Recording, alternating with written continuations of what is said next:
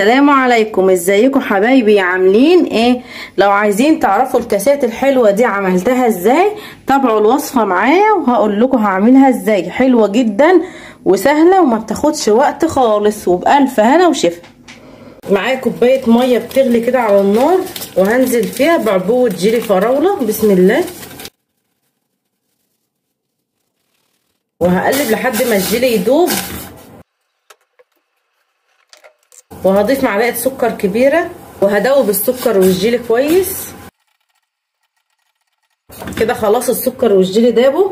هنزل بنفس الكوبايه اللي عيرت بيها الميه السخنه ميه ساقعه. بسم الله. وهطفي بقى على طول، وكده الجيلي بقى جاهز معايا. ودلوقتي هصب الجيلي في الكاسات. بسم الله الرحمن الرحيم. هامله الكاس كله، انا هعمل نصه بس علشان الطبقه اللي بعد كده.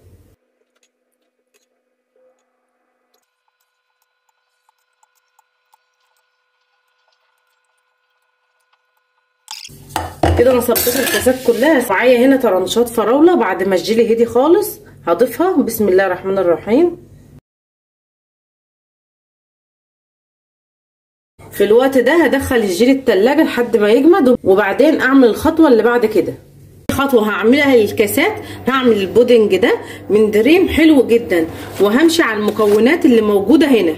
500 مللي من اللبن. بسم الله الرحمن الرحيم. وهضيف عليهم محتويات الكيس،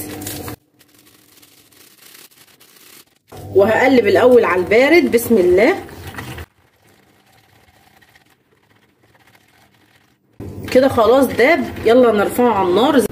كده رفعته على النار، على نار متوسطه. بعد ما داب هقلب لحد ما يتقل معايا.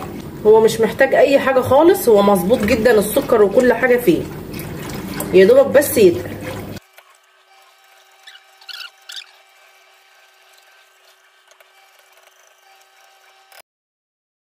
زي ما انتوا شايفين غلي معايا خالص كده حوالي 3 دقايق. هطفي عليه وهسيبه يهدى، وبعد كده هصبه في الكاسات. هجيب البودنج بعد ما برد خالص، وهشيل الطبقه اللي على الوش دي بالراحه كده. مش لازم نزين بيها، الاولاد ياكلوها عادي، بس عشان ما تخليش شكل الكاس معاكي وحش. وهنسمي الله. بسم الله. لازم يبرد تماما لان الجيلي جمد في التلاجة زي ما انتوا شايفين كده.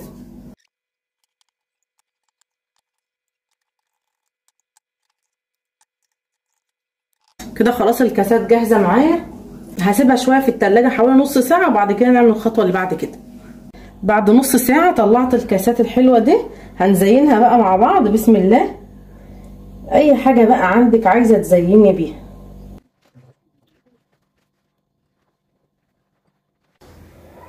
وهزين بصوص فراوله على الوش.